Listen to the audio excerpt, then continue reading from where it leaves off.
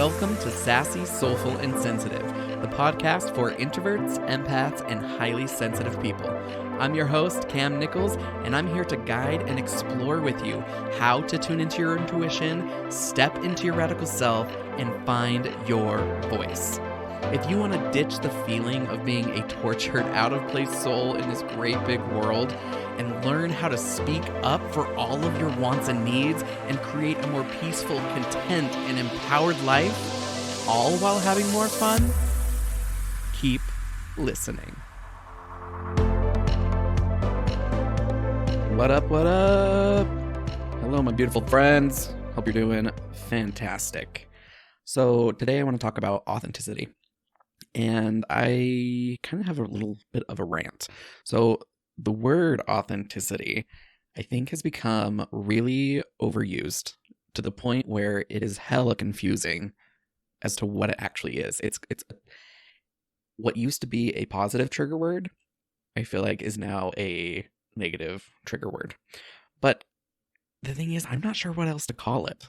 So if you have any ideas of another word we can use besides authenticity, I am all ears. Shoot me an email, leave a note in the comments, whatever, let me know. But what I want to talk about in regards to authenticity is this idea that it has to be polished. I kind of referenced this a little bit back in a previous episode, I think it's called Fuck Your Highest Self. But I want to talk about this idea that it has to be polished. When we're thinking about being authentic, we're thinking about being our best and highest self, right? And first of all, what the hell does that mean? When we're thinking best and highest self, we're thinking polished authenticity of being the best you.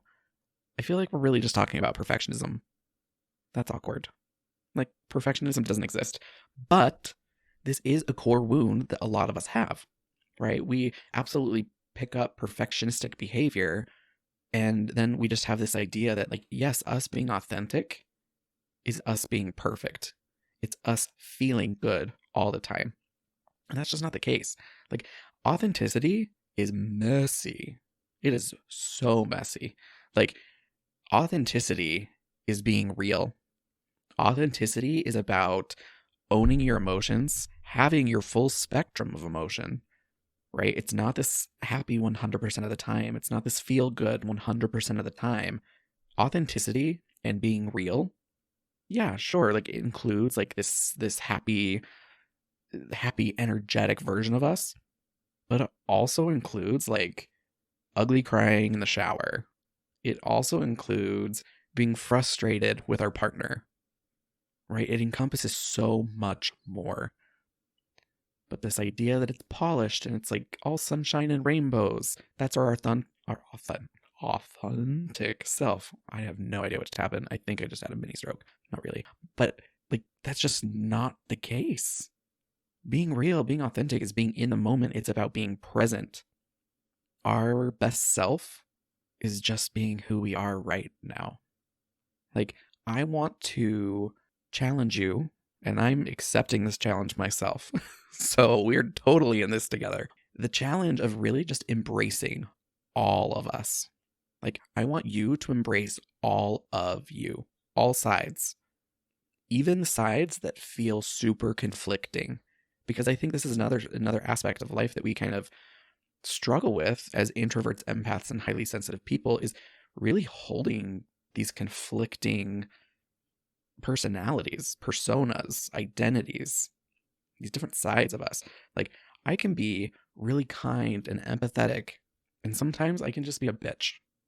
Right? I can be moody, I can be super irritable, and not a lot of people necessarily see that side of me. That's a side that I have a hard time showing, and sometimes that's good and sometimes it's bad, because sometimes when I think I'm being bitchy, moody, and irritable, in some of those moments it's me just not feigning into people pleasing or perfectionism, right? But because it feels so blunt and forceful and to me it's in your face, that's really uncomfortable. And so that's something that I personally have to work on, and that a lot of my clients have to work on, right? This is the kind of stuff that we work on like when we're in my one-on-one container, like when we're working together for 3 months, once a week for an hour, like, yeah, we're tackling these situations where you are wanting to be authentic.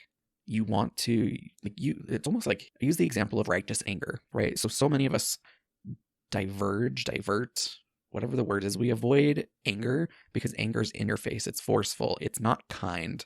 But here's the thing, y'all. Anger can be beautiful. Anger can be righteous. Like, and that's like, I'm using the example of anger, but we can really apply this to almost every emotion. Yeah, righteous anger. It's coming from a place of, for lack of a better word, righteousness, right? It's coming from this place of justice in bettering the human condition.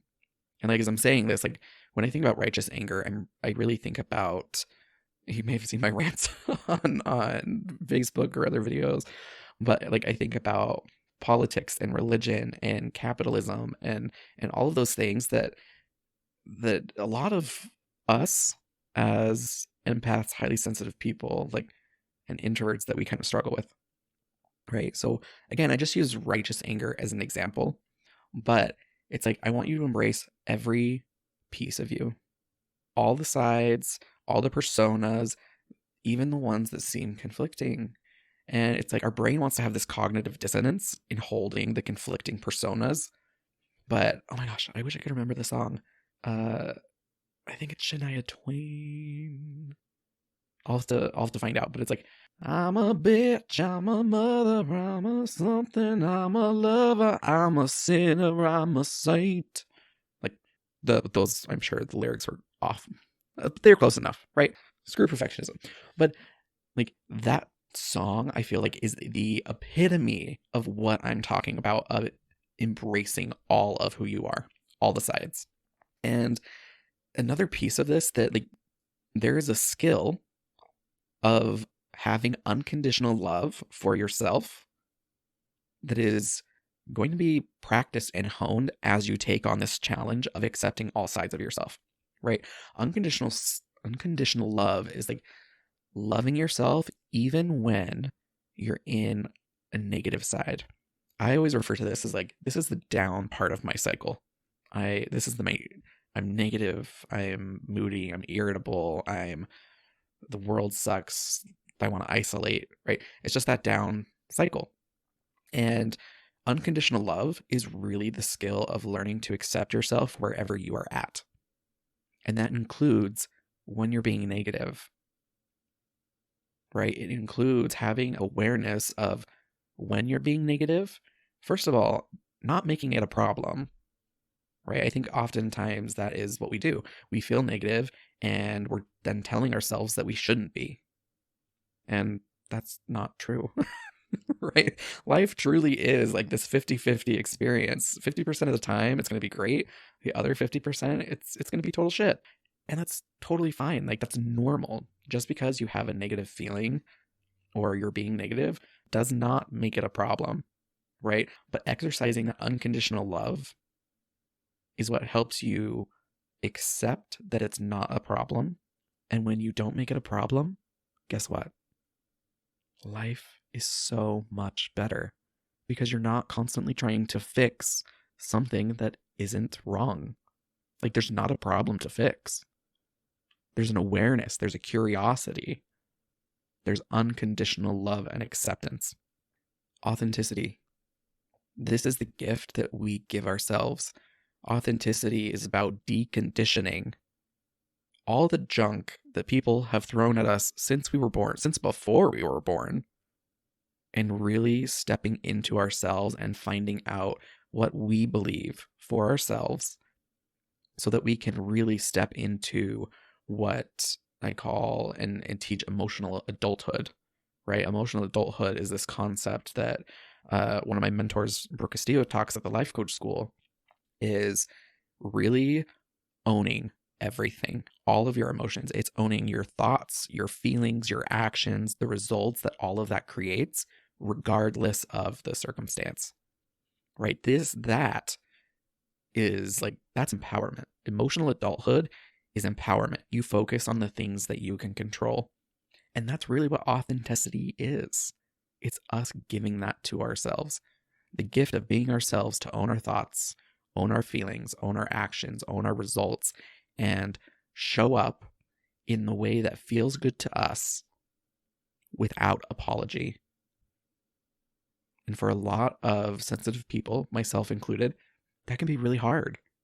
Again, I mentioned on a previous episode of like missing a good friend's wedding because I was not in a place where I could go and have a good time. Like I needed that time to myself and I just didn't communicate.